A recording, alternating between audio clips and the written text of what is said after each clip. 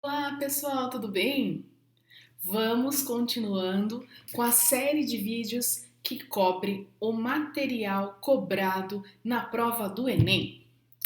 No último vídeo, falamos sobre o fascismo. Eu vou deixar ele aqui para vocês verificarem quem ainda não viu. No último vídeo, então, falamos sobre o fascismo, que vai estar aqui para vocês verem. E vamos falar agora, dar um pulo para trás, vamos mudar de país, vamos para a Alemanha no pós Primeira Guerra. Mas antes eu quero te pedir uma coisa. Se inscreve aqui nesse canal, ativa o sininho, assim sempre que tiver vídeo novo você fica sabendo. Vamos lá? O fim da Primeira Guerra Mundial é o principal dos antecedentes da Segunda Guerra Mundial. Assim como aconteceu com a Itália.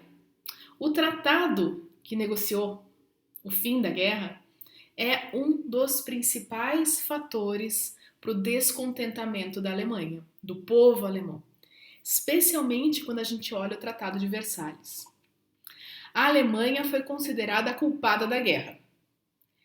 A França fez questão de fazer os Estados Unidos acreditarem que a Alemanha era culpada da guerra, então conseguiu apoio dos Estados Unidos para impor algumas exigências para a Alemanha, principalmente o pagamento de enormes compensações de guerra.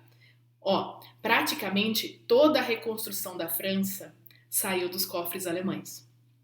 Também fez com que a Alemanha perdesse territórios e colônias. Fez com que a Alemanha tivesse que entregar a frota naval para a Inglaterra. E o país foi proibido, o país, a Alemanha, proibido de desenvolver a indústria bélica. Esse tratado foi assinado no Salão dos Espelhos do Palácio de Versalhes, na França. Um lugar lindo, incrível. Quem tiver a chance de ir, recomendo. E o conjunto da obra, todas essas exigências, e mais ter que passar pela assinatura do tratado no Palácio dos Espelhos. Vou fazer um parênteses. A unificação alemã foi assinada no tratado no Salão dos Espelhos.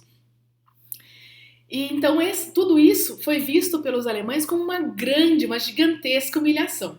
E aí, esse cenário todo do pós-guerra, mais esse sentimento de humilhação, mais todo o pagamento, tudo que a Alemanha teve que abrir mão para a França, levou a uma crise econômica e social. E assim como como que aconteceu com o fascismo italiano, isso abre caminho para que o Hitler chegue ao poder. Então vamos conhecer um pouquinho disso para conseguir entender os antecedentes alemães da Segunda Guerra Mundial. O ambiente da Alemanha naquele momento era então um ambiente de revanche, especialmente por conta daquela história do Tratado de Versalhes, que foi considerado como injusto. Então, o Hitler vai se aproveitar desse sentimento de injustiça para tentar alcançar o poder. Vamos primeiro conhecer um pouquinho então do ditador. Ele nasceu na Áustria, Hitler nasceu na Áustria, serviu o exército alemão durante a Primeira Guerra. Entrou para o Partido dos Trabalhadores Alemães e conforme foi crescendo no partido nazista, nacional socialista dos trabalhadores alemães, ele foi organizando a expulsão dos socialistas do partido, criando então o partido nazista como ele é.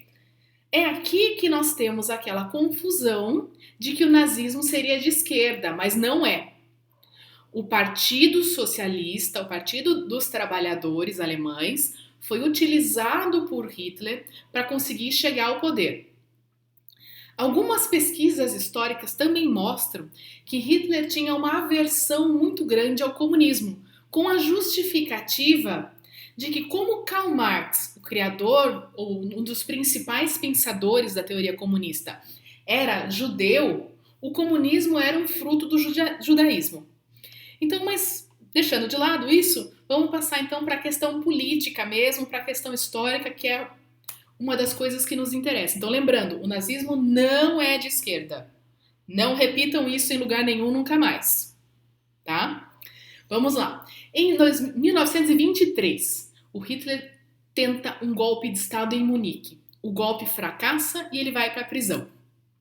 Só que com a crise de 29, o Partido Nazista consegue aumentar seu apoio popular e aumentar sua participação no parlamento alemão nas eleições de 31. Então, em 29, ele aproveita as consequências da crise para aumentar a sua base de atuação e em 31 ele consegue aumentar a sua participação no governo.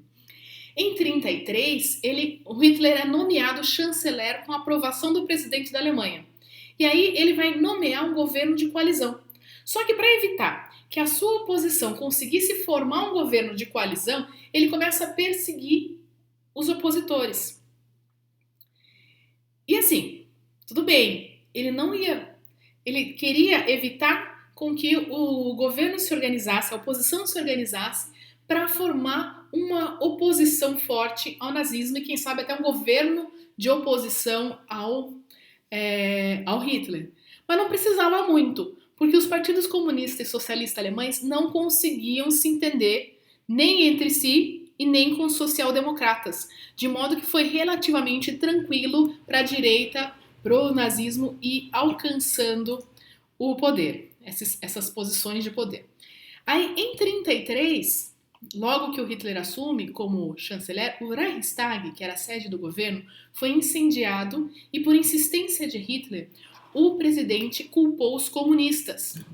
E aí, para evitar um avanço do comunismo, suprimiu direitos civis e proibiu o Partido Comunista de funcionar. Então ele aproveitou esse movimento para garantir mais poder. Ainda em 33, Hitler afirmou que o seu objetivo de política externa, olha só, era a conquista do Lebensraum, o espaço vital da Alemanha. Não sei falar alemão, eu acho que fala assim, tá? E uma germanização da Europa. E no final do ano, ele vai retirar a Alemanha da Liga das Nações, que foi a organização criada no pós-Primeira Guerra Mundial. Em 34, ele começa diversas reformas políticas e econômicas para reconstruir a economia e reconstruir o exército alemão. Inglaterra e França estão observando os acontecimentos, mas não fazem nada a respeito.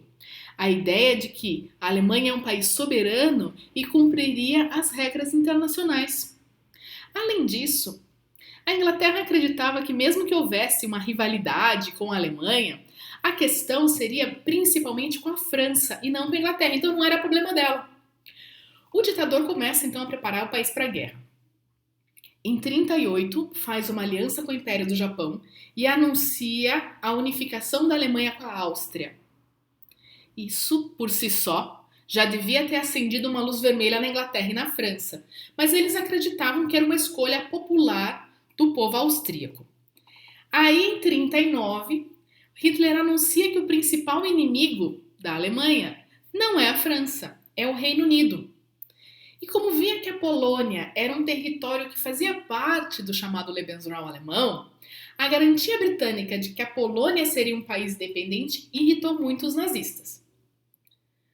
Mas vamos olhar, a Polônia é um país da Europa do Leste. Então, para evitar uma reação da União Soviética, Hitler propõe um pacto de não agressão com Stalin, pois a União Soviética tinha áreas de influência nessa região do leste europeu. Como uma forma, então, de evitar a guerra, ele propõe esse pacto de não agressão com Stalin e vai propor um pacto de não agressão com o Reino Unido. Só que o Reino Unido, diferentemente da União Soviética, não aceitou esse pacto. E aí a Alemanha invadiu a Polônia, conquistou o país em um mês na chamada Guerra Relâmpago. E aí que o Reino Unido declara guerra contra a Alemanha. E a gente pausa por aqui, porque o nosso objetivo nesse vídeo era chegar até o começo da Segunda Guerra Mundial e chegamos. Compartilhe esse vídeo com quem está estudando, com quem gosta do tema, com quem você acha que interessa esse material. Nos próximos vídeos, vamos falar desse mesmo momento pré-Segunda Guerra Mundial, mas da União Soviética. Até lá!